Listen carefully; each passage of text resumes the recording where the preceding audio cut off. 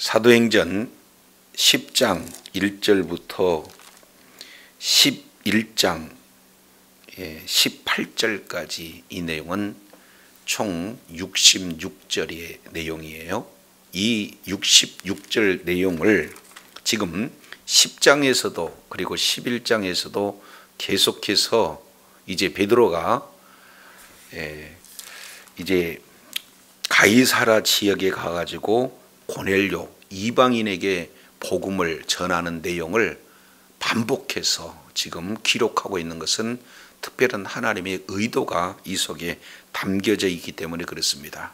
그래서 이미 하나님께서 이방 선교를 하시고자 하는 것이 하나님의 뜻인데 유대인의 사고에 갇혀서 예루살렘 교회는 하나님의 뜻을 이해하지 못했죠. 그래서 성령님께서 고넬료를 통해서 이제 이방 선교가 활짝 열려질 수 있도록 먼저 고넬료가 기도할 때 환상을 열어주시고 그리고 베드로를 초청하여서 말씀을 들어라 하는 메시지를 전합니다. 동시에 베드로에게도 이제 너에게 찾아올 자가 있는데 그에게 가서 하나님의 말씀을 전해라. 이렇게 두 환상이 일치되는 내용은 말씀을 전하고 말씀을 들으라 하는 그런 어떤 내용이 하나님의 뜻임을 알았어요. 그리고 하나님의 말씀을 이제 증거했을 그때 성령께서 아주 강력하게 임하심으로 말미암아 예루살렘 교회에 성령을 부어주심과 똑같이 이방인에게도 성령 부어주심을 모두가 놀라 정말로 하나님 앞에 찬양하며 영광 돌리는 그런 내용들이 소개가 되고 있다면 이제 이 내용을 적극적으로 지금 이렇게 뭡니까 변명하는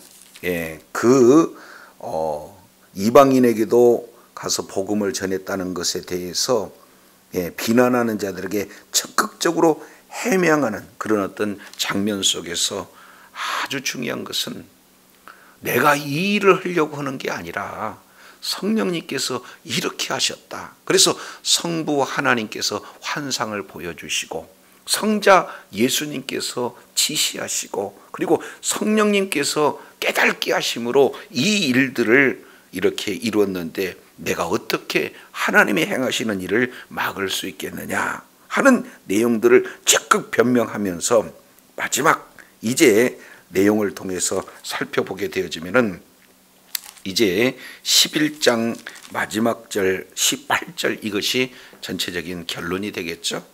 바로 하나님께서 이방인에게도 생명 얻는 회개를 주셨다. 이것이 바로 이제 비난하는 예루살렘 그런 교회의 사람들에 대한 최종적인 그런 결론이 되어지는 거예요. 그래서 이제 예루살렘 교회에서 이방인에게도 복음을 증거한다는 사실을 받아들이는 이 놀라운 결정이 어떠한 강력한 영향력을 미치는가 하는 것이 오늘 19절 이하 내용에 그대로 담겨져 있습니다. 그래서 19장 1절 그때에 예루살렘 교회에 이제 결정이 하나님께서 이방인에게도 생명을 얻을 회개를 주었다는 결정된 그 역사적인 현장 속에서 이제 스데반의 일로 일어난 환란으로 말미암아 흩어진 베니게와 구브로와 안디옥까지 이르러 유대인에게만 말씀을 전하는데 그러면은 이 스데반의 일로 말미암아 하는 이 내용은 이제 8장 1절 그리고 8장 4절 이때 이루어진 내용이에요.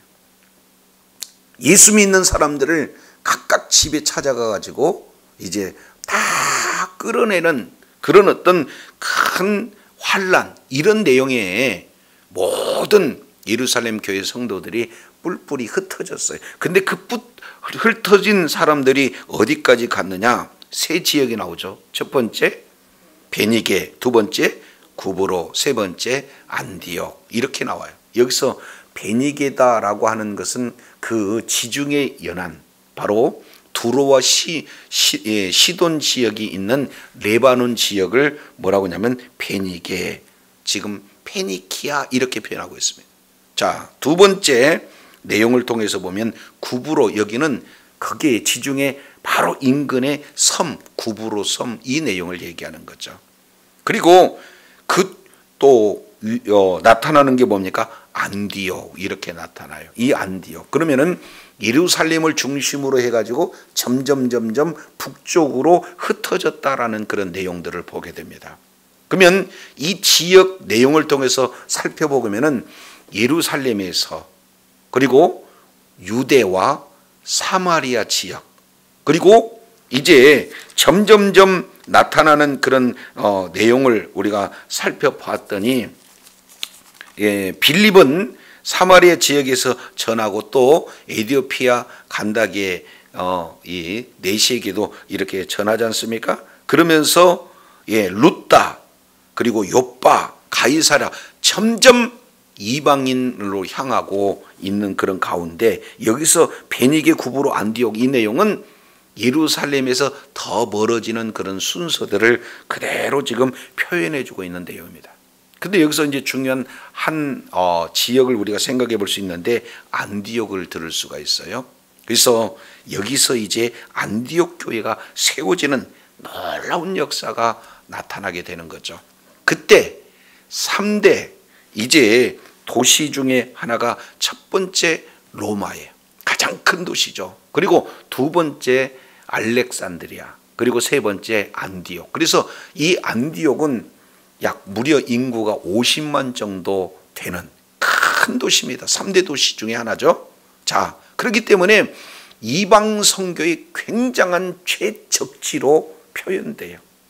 그리고 거기에는 무려 유대인들이 2만 5천 명 이상 거주하고 있는 그런 어떤 장소예요.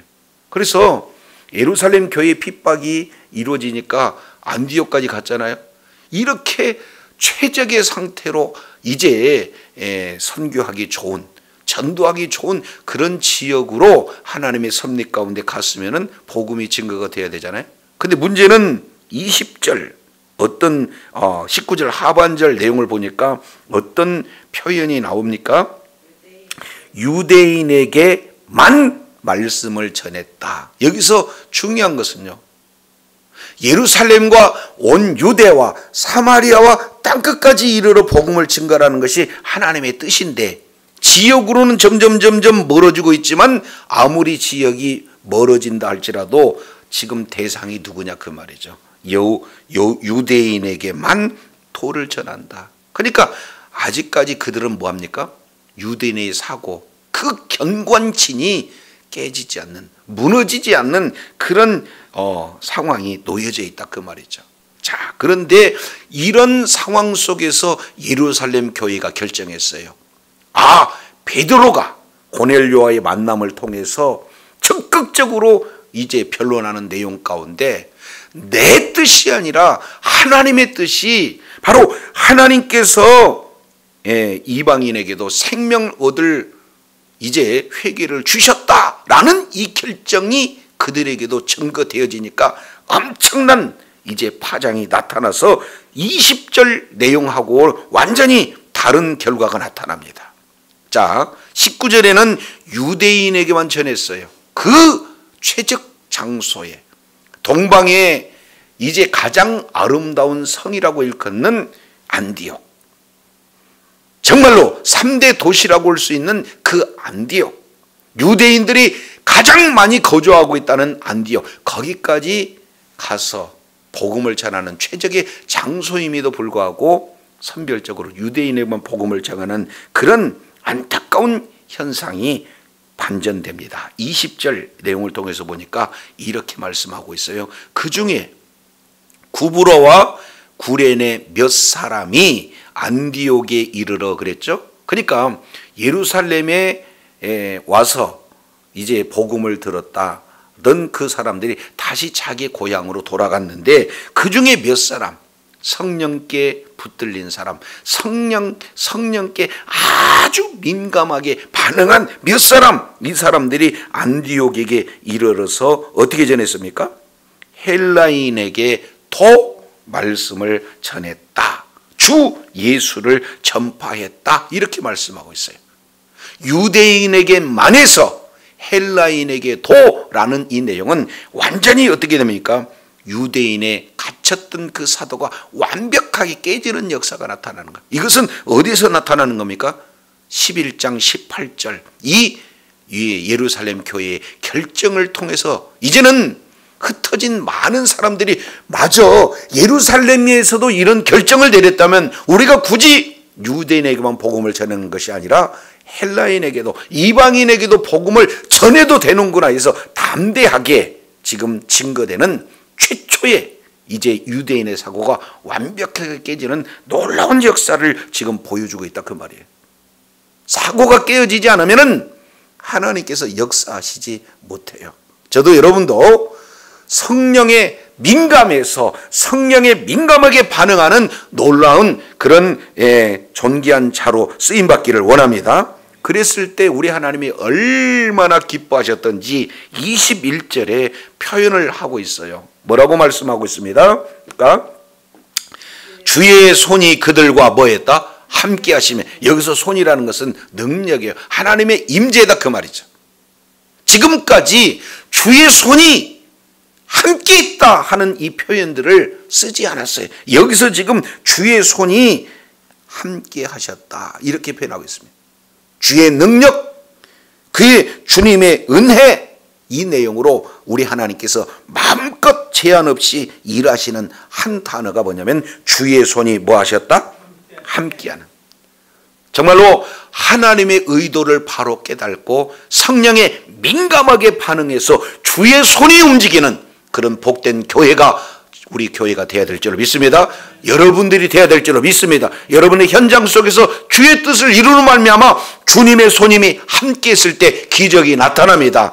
하나님의 놀라운 보호하심이, 은혜가 풍성하게 나타낸다는 거예요. 그래서 주의 손이 그들과 함께 하셨다 이렇게 말씀해요. 그래서 나타나는 결과는 어떻게 됩니까? 21절 하반절에 보니까 수많은 사람들이 믿고 주께 돌아오더라. 할렐루야. 이런 놀라운 기적의 역사가 있는 그런 교회가 되기를 원합니다. 아주 중요해요. 그래서 하나님께서 얼마나 기뻐했던지, 유대인에게만 그들이 복음을 전하고 이제 예루살렘을 떠나면 죽는다. 선민의식에 가득 차서 우리에게만 율법 주시고 우리에게만 이제 언약 가운데 있는 할례 받는 그런 어떤 선민의식으로 이렇게 사로잡힌 그런 사람들, 그런 자들이 완전히 이제 성령님에 의해서 깨어지게 되어지고 그거에 반응해서 이제 사고를 깨고 실제 복음을 이방인에 전했을 때 주의 손이 함께 하심으로 말미암아 수많은 사람들이 주님의 품으로 돌아오는 이런 놀라운 역사는요, 하나님이 얼마나 기뻐하신가 하는 그런 확증적인 그런 모습을 우리가 볼 수 있어요. 자, 그래서 22절, 이제 예루살렘 교회가 이런 상황 속에서 좋지 않은 내용이 소개가 되고 있습니다. 예루살렘 교회가 이 사람들의 소문을 듣고 누구를 파송합니까? 바나바를 안디옥에 파송해. 자, 이 내용은 우리가 사도행전 8장 빌립 집사님이 이제 사마리아에서 복음을 전했을 때 수많은 사람들이 또 능력과 길게 표적들이 나타나고 수많은 사람이 주님의 품으로 오니까 8장 14절에 예루살렘에 있는 사도들이 사마리아에도 하나님의 말씀을 받았다함을 듣고 누구를 파송합니까? 베드로와 요한을 파송해요. 그래서 바르게 복음이 증거되어져 있는가 하는 내용들을 점검하는 거죠. 이제 여기에서 예루살렘 교회의 역할이 이렇게 보여지고 있는 것을 우리가 살펴보게 됩니다.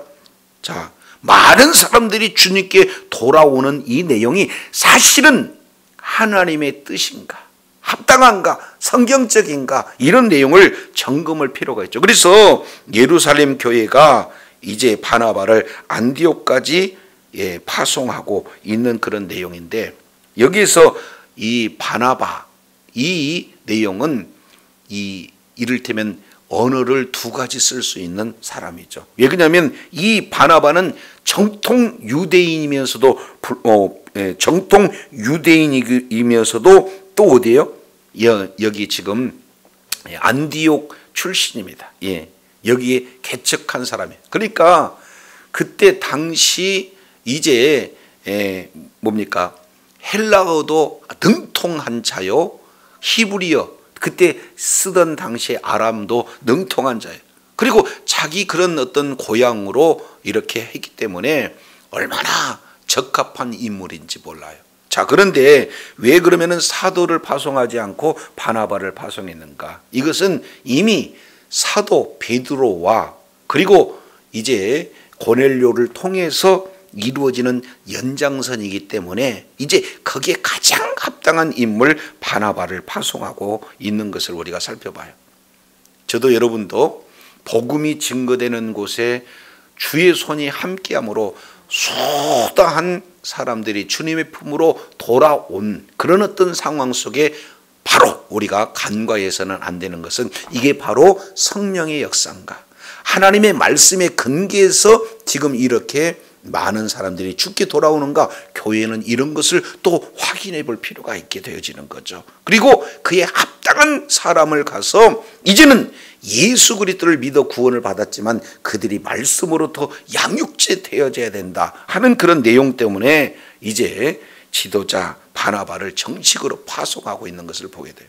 근데 이게 11장 18절 하나님께서 이방인에게도 생명을 얻을 기회를 주셨다, 이 결정이 없다면 바나바를 파송할 리도 만무하고 또 바나바가 파송된다 할지라도 이 일을 이렇게 감당할 수가 없어요. 그만큼 유대인의 사고가 완벽하게 깨진 이 엄청난 파장, 이 파급력이 이제는 세계 선교를 진행하는데 얼마나 지대한 영향을 미쳤는가, 이 부분을 우리가 살펴볼 수가 있어요. 그래서 23절 바나바가 안디옥 교회에 도착했을 때 두 가지 나타나는 그런 반응이 소개됩니다. 23절 그가 이르러 하나님의 은혜를 보고 뭐 했다? 기뻐했다. 야, 이곳에 하나님의 은혜가 머무는구나. 유대인뿐만 아니라 이방인들조차도 다 주님의 품으로 돌아오고 주 안에서 하나 되는 이 내용은 오직 하나님의 은혜로구나 하는 이 하나님의 은혜를 보고 정말로 기뻐했던 바나바의 첫 번째 반응의 내용입니다. 두 번째죠. 보니까 또 하나는 권면했다 이렇게 말씀을 하고 있어요. 자, 모든 사람에게 굳건한 마음으로 주와 함께 머물라라고 뭐 했어요? 권면했어요. 이 권면하는 내용은 또 다른 표현으로는 위로의 내용입니다. 좀 마음 가운데 뭔가 위로하고 싶은 내용이니까 마음 가운데 근심조차 있을 수 있어요. 왜 그러냐면 이제 유대인도 이방인도 먼 지역, 사실은 이국 땅이잖아요. 외국이잖아요. 그런데 거기에서 예수를 믿었다, 이거 쉬운 일은 아니에요. 그래서 뭐라고 표현하고 있습니까? 이제 주와 함께 뭐하라? 자, 뒤에 보니까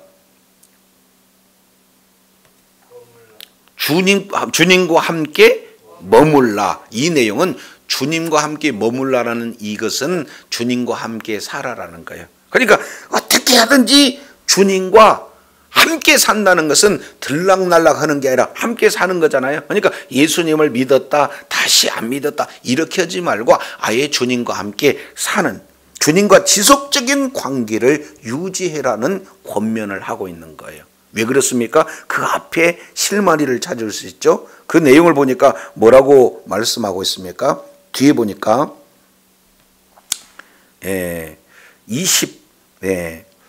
23절 내용을 보니까 모든 사람에게 굳건한 마음으로 주와 함께 머물라. 그러면 여기서 굳건한 마음이다라고 하는 것은 하나님 앞에 드려진 마음이에요.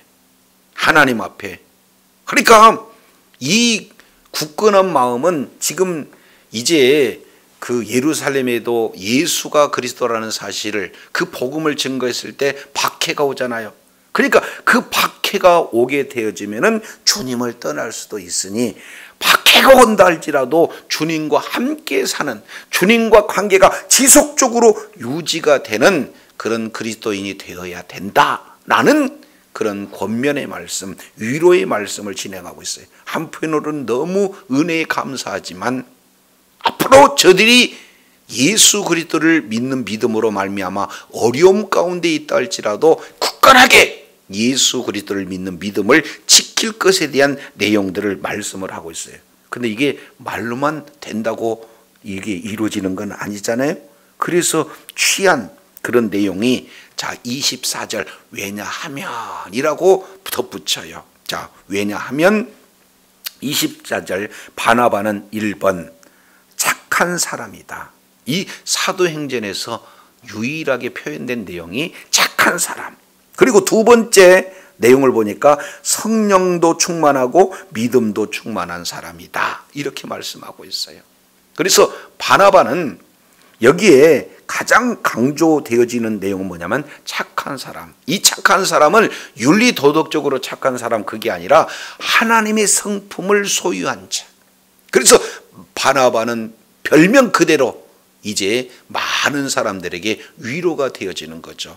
그래서 하나님의 말씀을 줌으로 위로하고, 그리고 자기 자신보다도 더 이제 뛰어난 사람들을 이제 연결시킴으로 말미암아 많은 사람들에게 위로하고, 그리고 현재 마가처럼 아주 이제 이를테면은 실패자, 이런 어떤 상황 속에 놓여 있는 자를 끝까지 뭐 하는 거예요?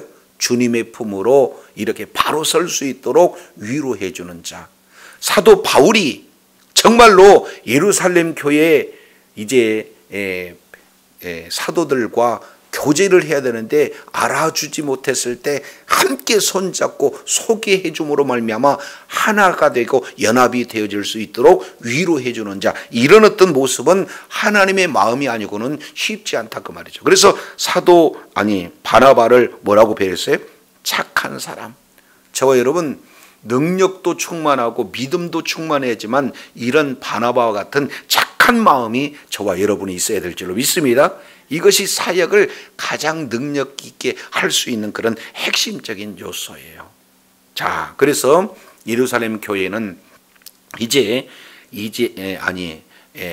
안디옥 교회가 세워지고, 그리고 안디옥 교회가 세워졌지만 점점 성장하고 성숙하기 위해서 예루살렘 교회에서는 바나바를 파송했는데, 그 가장 합당한 인물 바나바를 파송해서 이렇게 견고하게 세우는 그런 놀라운 역사가 이루어진다는 것을 볼 수가 있어요. 자, 그런데 25절 매우 중요한 내용이 소개가 되고 있습니다. 뭐라고 말씀하고 있습니까? 바나바가 사울을 찾으러 어디 갔다? 다소에 갔다. 지금 바나바가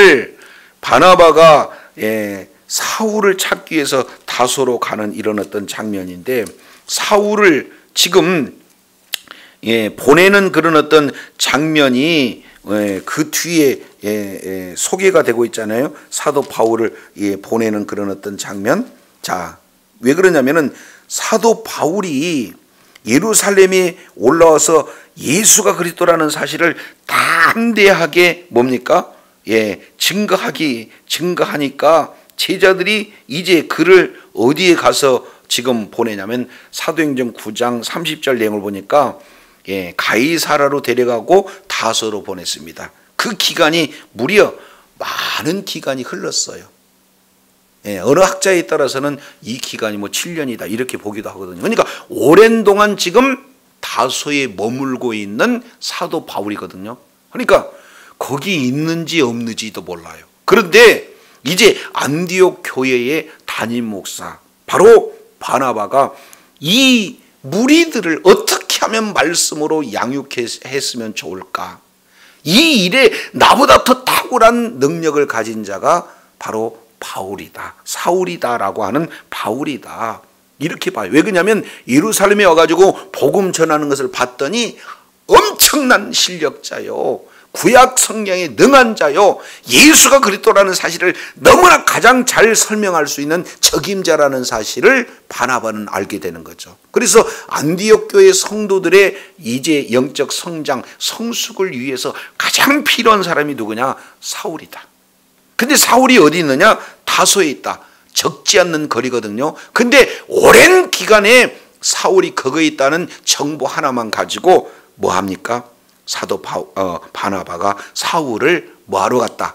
찾으러 갔다. 여기서 찾는다 원어적인 내용은요, 어떻게 했냐면 수색하다. 철저하게 아주 하나하나 이렇게 수색하듯이 물어물어 지금 사울을 찾으러 다소에 가는 그런 놀라운 역사가 나타나. 여기서 다소는 참고적으로 본다면 학문의 도시라고 일컫는 그런 장소가 되겠죠.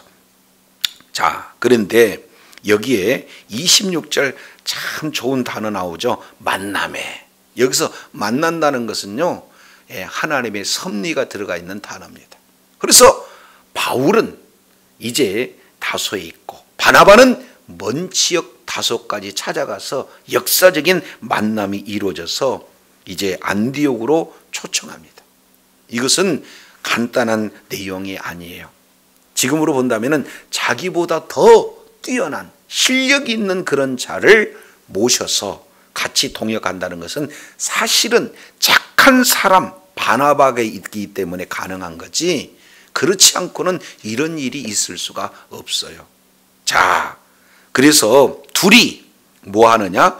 교회에서 1년간 모여 큰 무리를 뭐 했다? 가르쳤다. 여기에 유명한 제자 훈련이 나타나는 거예요. 최소한 몇 년?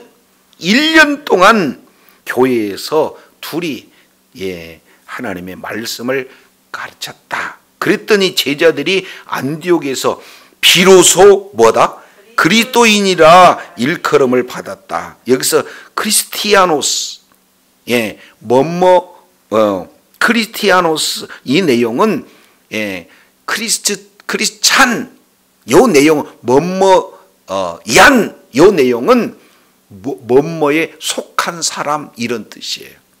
그러니까 헤롯 때 헤로디안 이렇게 얘기하면 헤롯의 종들, 가이사 그러면 가이사리안 그러면은 가이사에게 뭡니까? 속한 종, 이런 표현이에요. 그러니까 이 그리스도인 크리스찬이라고 하는 이 내용은 기독교 내에서 불러지는 호칭이 아니라 이 기독교 외 이방인들이 저분들을 봤더니 저 사람들은 완전히 그리스도의 종이야 라고 사실은 폄하한 그런 어떤 내용이죠. 오늘날로 본다면 예수쟁이 이렇게 표현하는 거죠. 예수님이라면 가장 삶의 가치를 우선을 두고 사는 사람들, 예수님의 종들. 그러니까 일반 사람들은 이해할 수 없는 그런 내용. 그래서 말만 하면 예수가 그리스도다, 예수가 그리스도다라는 사실을 얘기하니까 폄하한 듯한 용어인데요, 우리에게는 참 이제 좋은 그런 용어로 받아들이는 그런 역전의 현상이 나타나잖아요. 자, 그래서 비로소 뭐한다? 그리스도인. 최소한 저와 여러분이 비로소 그리스도인이라는 칭호를 받으려면 어떻게 돼요? 1년 동안 제자 훈련을 받아야 된다. 이것을 우리가 살펴볼 수가 있어요. 자, 그러면은 바나바나 사울의 그 능력으로 1년, 그러니까 오늘날로 보면 조금 더 많은 그런 기간을 둘 수 있겠다, 이런 생각도 해볼 수 있잖아요. 여기서 말하고자 하는 핵심은 성경 말씀을 통해서 우리가 훈련되어졌을 때 비로소 그리스도인이 되어진다는 사실을 우리가 깨달을 수가 있어요. 저도 여러분도 말씀에 근거해서 누가 저와 여러분들을 봤을 때 저분은 예수님의 종이야, 예수님의 속한 자야, 이 세상에 속한 자가 아니고 물질에 속한 자가 아니고 명예에 속한 자하고 사람의 인기에 부합하는 그것에 속한 자가 아니라 예수님께 속한 자라고 불리는 저와 여러분이 되어야 될 줄로 믿습니다. 이것은 말씀에 훈련받은 결과로 나타난다는 거예요. 그랬을 때 27절 여기에 전혀 새로운 그런 어떤 사실들이 나타나요. 왜냐하면 그때의 선지자들이 예루살렘에서 어디로 옮겨져요? 안디옥에 오래. 참 중요합니다. 예루살렘 중심으로 이제 교회가 세워져서 예루살렘 중심으로 바로 유대인들에게 복음이 풍성하게 증거되었다면 이제는 어디를 중심으로 진행이 됩니까? 안디옥을 중심으로 진행이 돼요. 그래서 이제 이 세워진 안디옥 교회는 최초의 이방 중심의 교회일 뿐만 아니라 세계 선교센터의 역할을 아주 잘 감당하는 그런 어떤 교회고, 그리고 그리스도인이라고 하는 최초의 그런 호칭이 임하는 교회. 다른 말로 본다면 성령께서 이제 붙들어 사용하시는 그런 어떤 교회가 이제는 예루살렘 교회에서 어디로? 안디옥 교회로 이게 이제 주역이 바뀌어지는 거예요.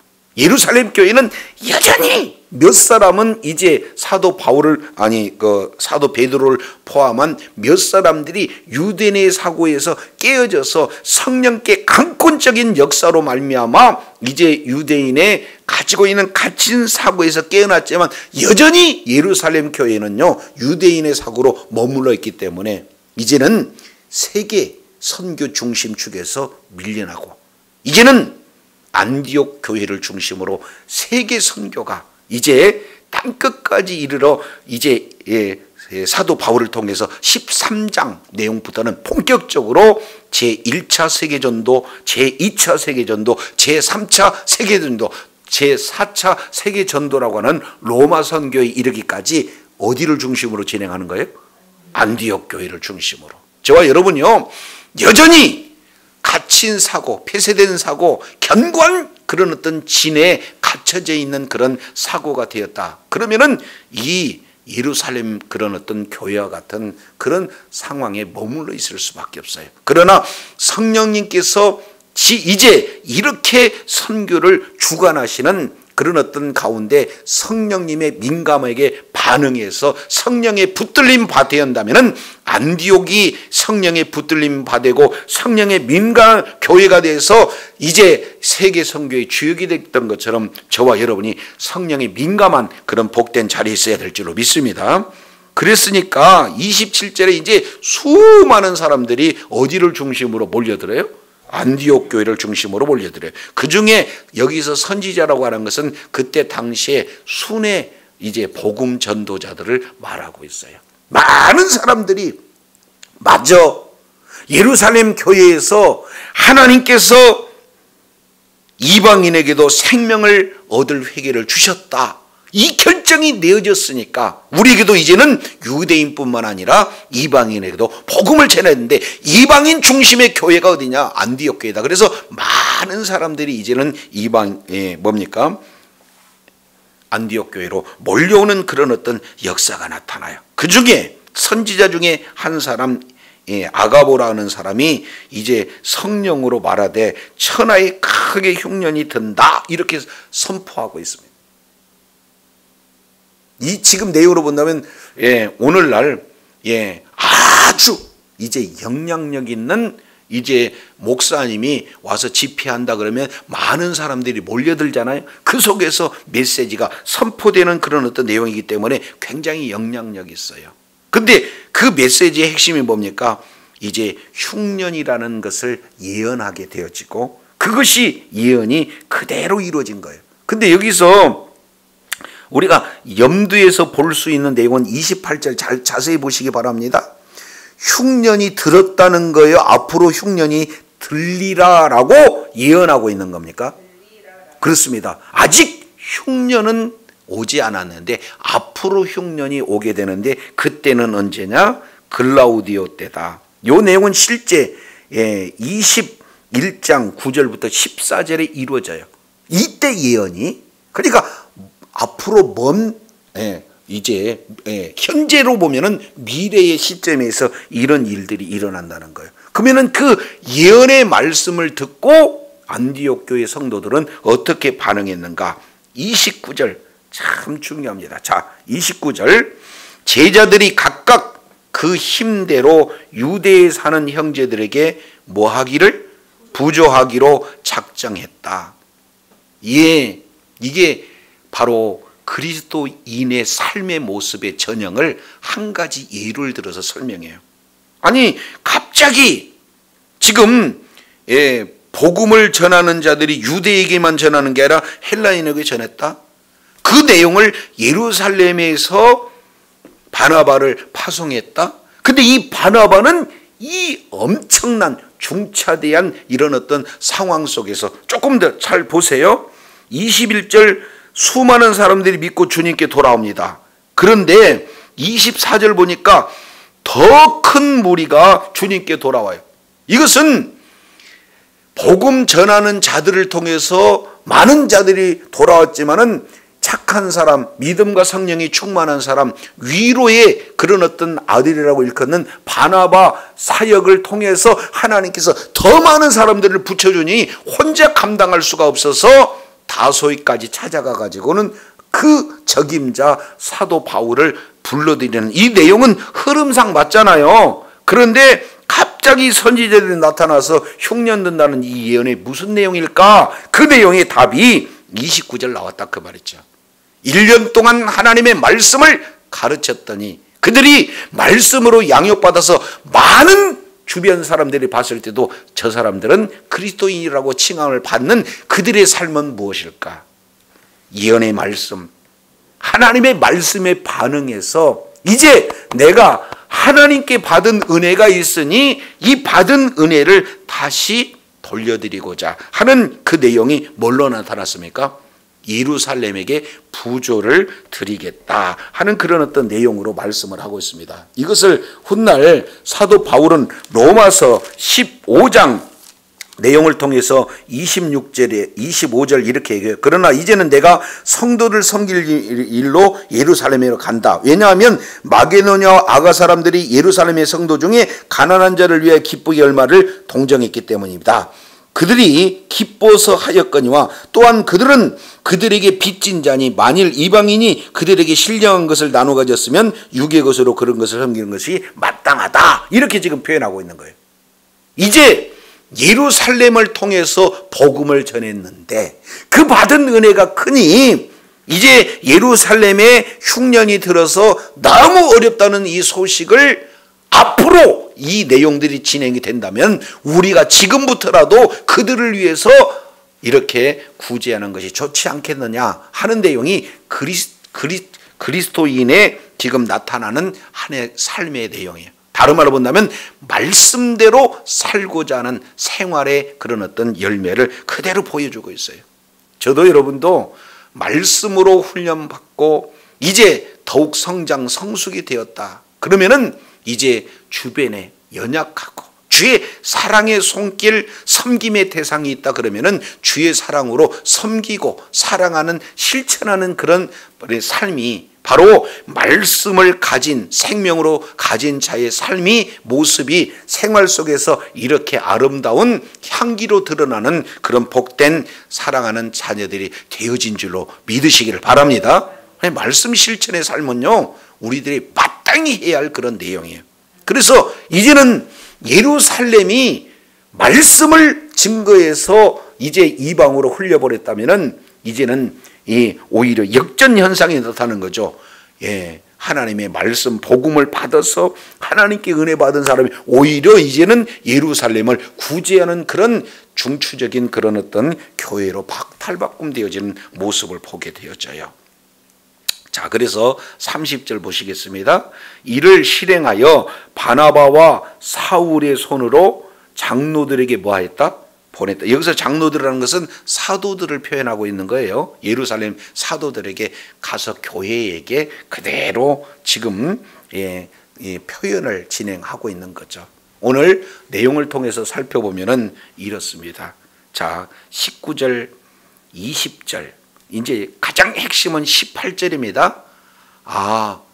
하나님의 뜻은 사도행전 1장 8절의 말씀에 그 큰 뜻대로 예루살렘과 온 유대와 사마리아와 땅끝까지 이르러 복음을 증거하리라는 주의 명령 아래 유대인들은 이 사고가 깨지지 않았어요. 그들만이 특권의식을 가지고 있는데 이게 깨지지 않았어요. 그런데 성령님께서 이제 고넬료와 사도 베드로를 통해서 그 견고한 진을 완전히 부숴버리고, 그리고 그런 사실을 비난했던 예루살렘 성도들을 이제 완전히 설득해서 모든 최종적인 예루살렘의 교회의 결정은 뭐냐? 하나님께서 이방인에게도 생명을 얻을 회개를 주셨다는 이 최종적인 결론이 흩어진 모든 전도자들에게 강력한 그런 어떤 영향력이 이루어져서 흩어진 그 자들, 특히 구브로와 베니게와 안디옥이 있었던 그 자들이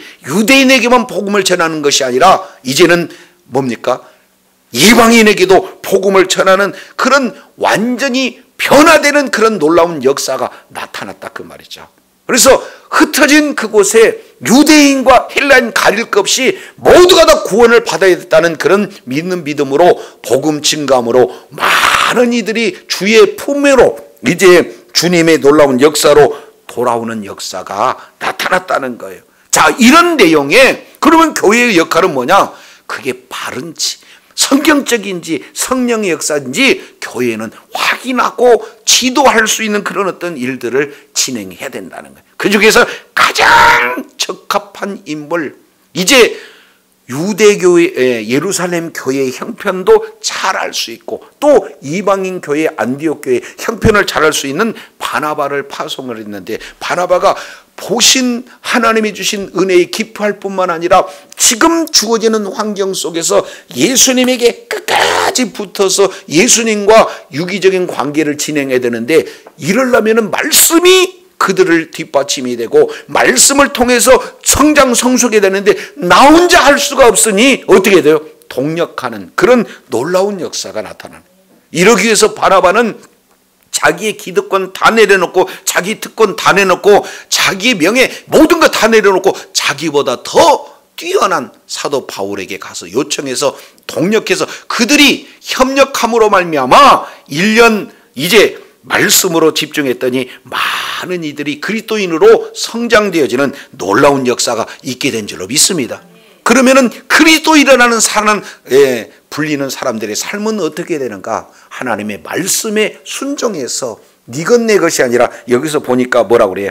그 힘대로, 각각 얼마 내용이 아니라 자발적으로 자기의 합당한 힘대로 이제 섬기고자 하는 그런 어떤 말씀에 따른 순종, 사랑의 실천, 이 모습이 바로 오늘날 저와 여러분의 모든 삶 가운데 풍성히 드러나게 돼야 될 줄로 믿습니다. 그랬을 때 우리 하나님께서는 더 이방인에게도 복음을 전했을 때 주의 손이 함께하사 그렇게 기뻐하셨던 그 내용으로 말미암아 우리 하나님께서 수도한 사람을 주께 돌아오게 하셨고, 또 바나바를 통해서 더 많은 사람이 돌아오게 하셨고, 그리고 하나님의 말씀으로 견고히 서서 이제 말씀에 순종하고 말씀대로 사는 아름다운 그리스도의 향기를 드러내는 그런 축복의 사람으로 우리 주님께서 변화시켜 주신다는 사실을 기억하시 바랍니다.